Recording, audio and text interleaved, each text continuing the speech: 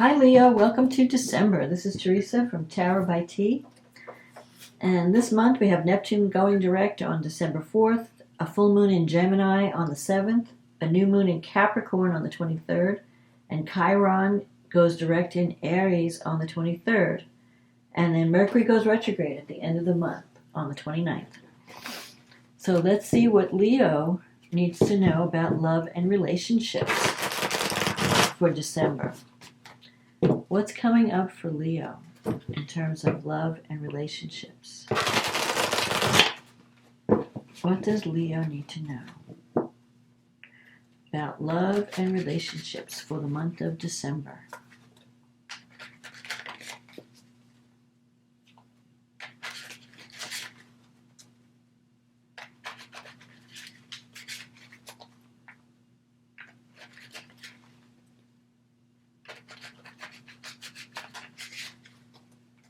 What does Leo need to know about love and relationships for December?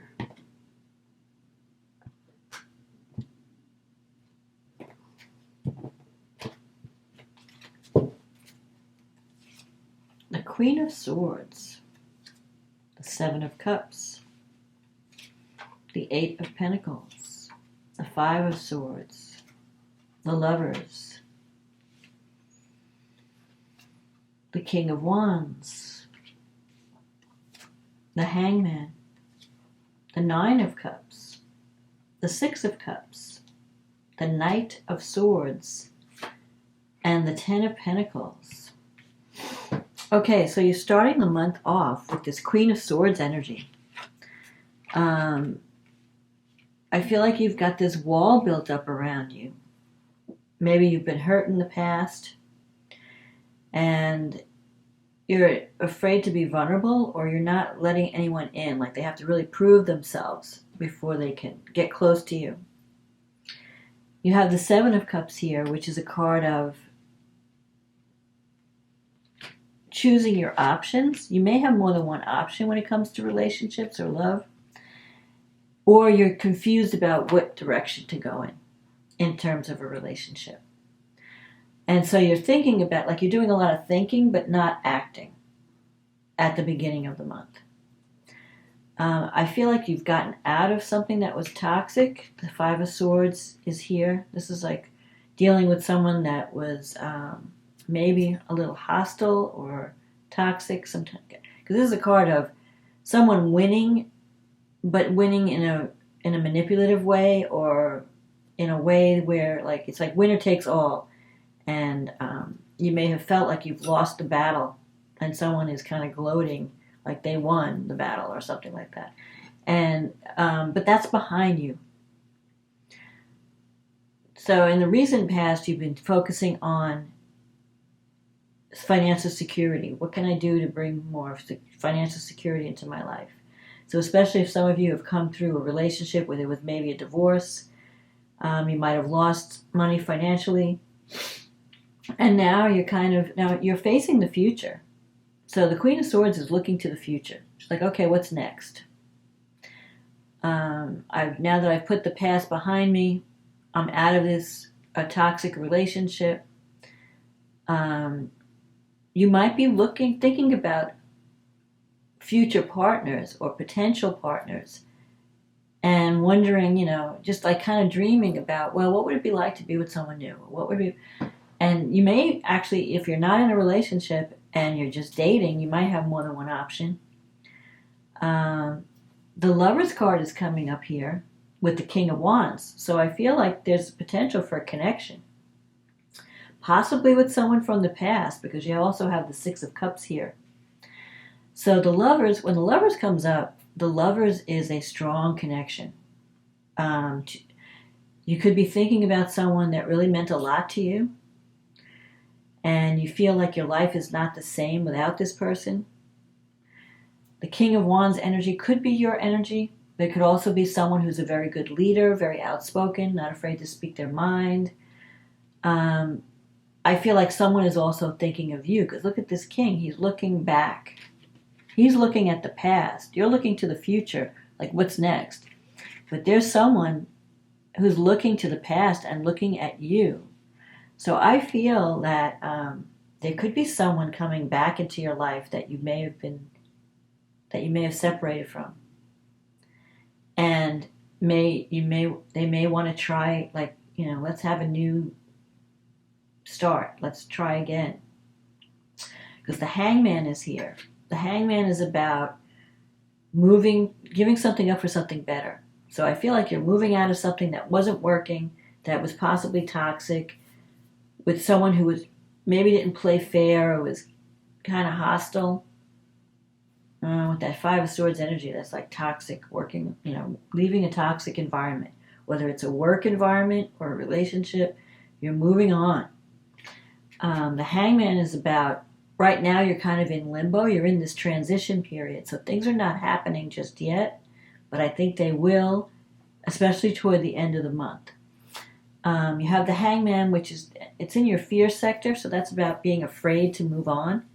Maybe you're thinking like, well, I know what I have. I don't know what, if I move on, I don't know if I'm going to go from the frying pan into the fire. So you're kind of just like thinking, because you're not totally unhappy where you're at right now, but you know that you're going to have to make a sacrifice to move on to something new. You have in your environment the Nine of Cups. This is a wish fulfillment. So if there's someone you want to connect with this month, you can get your wish. You have the Six of Cups here. This is a card of healing from the past, learning lessons from the past. So whatever happened in the past, you've learned from it. You're not going to repeat the past. Sometimes when the Six of Cups comes up, it means that you're moving into greater, like a situation that's going to have greater harmony. So if you were in a relationship where there was a lot of fighting, or where you felt taken advantage of or abused in some way, the new thing, you're looking for something that's better. You're wanting peace, and you're wanting, and I feel like you could connect with someone. The Six of Cups can sometimes bring someone from the past back into your life. Someone that you once knew. It's possible it's this King of Wands, and where you decide, like, okay, we made some mistakes in the past, let's try again, but let's do it differently this time. We've learned from our mistakes, and maybe we can make the second time around better. I'm getting that sense of renewal, because I think there's someone in your life that's really like one of those people that, my life was really changed when I met this person, and I've never been able to forget them, and I know my life will not be complete without this person. And so you may have a chance to reconnect with someone from the past. That's what I'm seeing. And it could lead to the Ten of Pentacles. It's like joy, security, a happy home where you feel safe and secure. And the Knight of Swords is here. That's about taking action. That's about taking like a quick departure. It's either like someone arrives or leaves suddenly. So the Knight of Swords energy is someone that just jumps into things without thinking sometimes. They could be a little bit reckless. So I'm seeing that there are two energies here. You could be dealing with someone that's a little bit toxic, that's kind of reckless and insensitive, maybe always wanting to fight. And then you're dealing with this king, which I like the King of Wands energy, because the king energies are more stable. So whoever you're dealing with, I feel like it's the king. You might be walking away from this reckless person, or moving on from a situation where you felt like you were dealing with someone that didn't have your best interests at heart, or it was like toxic. This is toxic energy, where you felt victimized, where you felt they weren't playing fair. And maybe you realize, I can't change this person. They are who they are. I just have to cut my losses and move on. So you might be making that decision, like to cut your losses and move on. But I also feel like you're reconnecting with someone. So if you're not reconnecting with someone from the past, the Six of Cups can bring somebody new in, but it could be from a past life. Like someone that you've known, like when you meet them, you feel really comfortable. You feel like, I've known this person for, even though you've just met, you feel like I feel so comfortable with you. I know you feel like I've known you for years, even though we just met. It's that kind of an energy. So I feel like you have some choices to make this month, Leo. And it could lead to a beautiful ending, a beautiful connection, because the Nine of Cups is a wish fulfillment card. And if you're connecting with someone, you're going to feel loved, you're going to feel welcomed. Like it's like coming home to someone that there could even be very like some like sensual energy with the Nine of Cups. So you could have like strong physical attraction for each other. But I feel like it's going to be better, especially if you're connecting. You're moving away from something toxic and moving towards something that's bringing greater harmony into your life.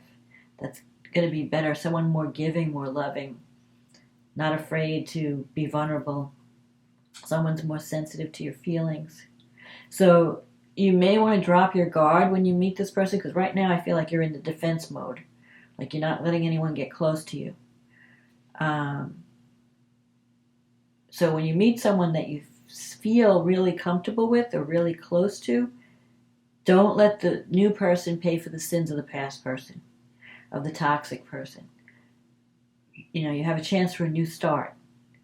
Even if it's a reconnection with someone from the past where you both learned lessons and you're coming back together to like make it better the second time around, So let's see what the angels have to say about love for you. What messages do you need to hear from the angels? So don't stay in a toxic environment. If you're in a toxic situation, you don't have to settle. Get yourself out of there because there's a lot of love available to you. You just have to make that choice. Surrender. Okay, surrender.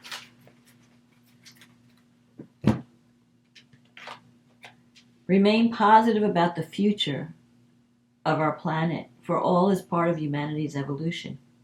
There is a divine order to all the chaos which you perceive that exists in our world. Nothing will ever truly change until we learn to love and accept all as it is. Lovingly surrender your judgments and expectations, and your life will magically transform. So wish on that star. Put your positive intentions out there. Visualize yourself in a better relationship or a better situation, and you can manifest it this month. So let's see what the astrology has to say.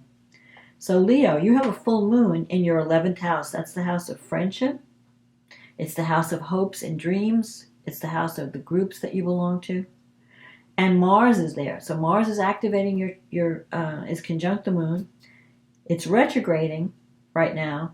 So you're rethinking the groups that you belong to. You're rethinking your friends. The full moon also brings in the 5th house. So that could be romance. Something is coming to light. It can have to do with romance or children or creative projects, creative self-expression. Full moons usually bring the truth to the surface. So you may be realizing certain truths about friends and lovers. Something is coming to completion. This moon is really positive. It's in a trine to Saturn in your 7th house. So you could be thinking about making a commitment. Maybe if you're in a romance, if you're dating, you might be thinking of taking the relationship to the next level. Or you're finally seeing the truth. Like with Saturn shows you the reality. And in your 7th house, it's showing you what you need to do to make your relationships a success. Saturn is about doing the work, accepting responsibility, making a commitment, being in it for the long haul. Not like giving up at the first sign of trouble, but willing to work things out, to do the work. So sometimes when Saturn's in your 7th, you can break a relationship can fall apart because it's showing you like the truth. And you're saying, well, this relationship isn't working for me. This is the truth. Or it means it's showing you where the problems are, and if you still have a lot of love for each other, you can work through them if you're both willing to commit to the relationship. So either way, when Mars is trying Saturn, though, it's giving you that energy and that courage to make a difference in your relationship, to make a difference. So, and with your 11th and 5th house, I feel like there could be a relationship that could be started out as a friendship that can then turn into more of a romantic or committed relationship. Because the seventh house is the house of like partnerships that lead to commitment, like marriage. It could also be business partnerships. So you're seeing the truth about those partnerships as well. You have Neptune and Jupiter in your eighth house. So Jupiter in the eighth is bringing in financial abundance. Neptune, though, dissolves what it touches, so you have to be careful. Like it's like money's coming in and it's flowing out at the same time. It possibly because of a relationship. So if you're ending a relationship, it may cost you money. Maybe that your partner has pulled a fast one, or there's something about money that you need to watch. Venus is in your fifth house now in Sagittarius. It's actually it can bring love, new love, because the fifth house is the house of romance, like not a permanent partnership, more like the beginning stages, like a romantic. It's sex, pleasure, romantic feelings. So you could have an affair, or you could start a relationship when Venus is in your fifth house. Whether it leads to marriage later, when Venus moves into the seventh, you could decide. But you've got Saturn here. You're ready to make a commitment. You're ready to do the work. You want something stable. You want something committed. You don't want a fly-by-night relationship. You're looking for something that's going to bring security to your life. And you can have that. Jupiter in the eighth is sextile Pluto in your sixth. So there's major changes going on, either in your work environment or in your health. You may have to make some changes in your health routine. So if you're feeling anything down under the weather or whatever, get it checked out. But you may have to have a healthier lifestyle. You may have to make changes where you eat healthier, get exercise, take better care of you. Maybe you were so focused on a relationship you were neglecting your own health. So you're going to see that. You have the opportunity to truly transform your health and your work environment in a positive way. Let's see, what else?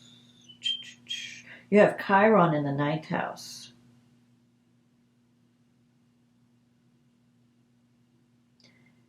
And that is trining this moon in the 11th house. So there might be some wounds that you have to deal with Chiron in the ninth house. Maybe about your belief system, or around your education, teaching, learning, long distance travel. Maybe you have to heal, have more confidence in yourself and your knowledge. You have knowledge to share, but maybe you have like insecurities about what you know. But it may be time for you to share what you know and teach others. So I feel like also with Neptune's forming a T-square with this moon. So there could be something that comes out around money. You may have some issue with a friend around money. So just be careful. Make sure that you don't sign anything without reading the fine print, or look deeper. Don't let anyone pull the wool over your eyes when it comes to money. Or investments or finance, because the eighth house could also be investments, like a bank account. If you have a bank account with someone, or if you're investing together, or you're sharing, resources. So then we have this new moon in Capricorn, and that's in your sixth house of work and health. So for some of you, it could mean a new job opportunity, or a new beginning in your current situation. It could also mean a new beginning in health, where you're learning how to take care of you. Like I said, the sixth house could sometimes is the house of service. So maybe you've been busy taking care of everybody else. Now it's time for you to take care of your own health and your own. You've also got Venus, Mercury, and Pluto there. So at this new moon, your sixth house is going to be highlighted. So if you've been neglecting your health, it's time to get on a healthier path or a plan. There could also be positive developments around work, your work environment.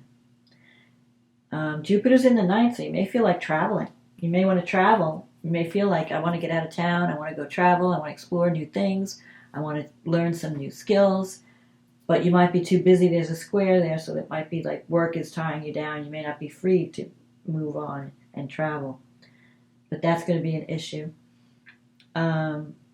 Uranus is in your 10th house, so your career is kind of shifting. Your life path is shifting. Sometimes Uranus in the 10th could mean a change of career or a change in life direction, where you go from married to single, single to married, and things happen suddenly. I feel like you're finally realizing that you need to do something that really brings more security to your life. You're concerned about security. You're concerned about survival. So you may be thinking, how can I make more money? Or how can I bring more financial security to my life? Or how can I do work where I'm being paid what I'm worth? Or do something that really speaks to my creativity, my creative self-expression, do work that I love. I feel like, there's going to be some work issues, but you have an opportunity for a new beginning. And I think that's where the energy is going to be at this new moon, around work and health, where you have the opportunity to make a new beginning and also to heal. Like leaves, if you're in a toxic friendship or relationships that are toxic, you're going to take action to manifest a goal or a dream this month, especially around the new moons. You've got supportive energy to make some major changes that are going to make you feel better and are going to be releasing you from any, like if you've taken on too much of someone else's burden, you can be freed from that energy. What else? Mercury will be retrograding, and that is going to be in your 10th house. No, not your 10th house. Your 6th house. Mercury will retrograde in your 6th house. So when Mercury, but it's at the end of the month, the 29th. So it's really going to be more in effect in January. But you'll start to feel it toward the middle of December. So get everything, if you have to sign any contracts or do anything that has to do with technology, buy any computers, cars, whatever, get it done at the very beginning of the month. Otherwise, wait till mid-January after Mercury goes direct. But you may be rethinking your career, your work environment, your health. Maybe you might be connecting with people from the past, people you used to work with. There might be a job opportunity coming up from a past connection. But I think for the most part, it's going to be focusing on what's healthy for you. So you can be leaving something that's toxic behind and moving into something that's a better fit. That's how I see it this month. And especially in relationships, especially in friendship. You'll be attracting better friends or friends that are more supportive and releasing. Don't get caught into any arguments, especially with this Knight of Swords energy. Someone's wanting to push your buttons. Don't be reactive. Just cut your losses and move on, because you're moving on to something better. So that's my forecast, Leo, for this month. If you like the forecast, if it resonated with you, please leave a comment or click on the like button or the subscribe button. This is a general reading, so it may not apply to everyone. If you'd like a private reading, click on the link in the description box. It will take you to my website. We can get you on the schedule. In the meantime, have a wonderful holiday season. Whatever you're celebrating, solstice, happy Hanukkah, Merry Christmas, Happy Kwanzaa, whatever you're celebrating, may your holiday season be filled with love, light, and joy. And I will talk to you again next month. Okay, bye now.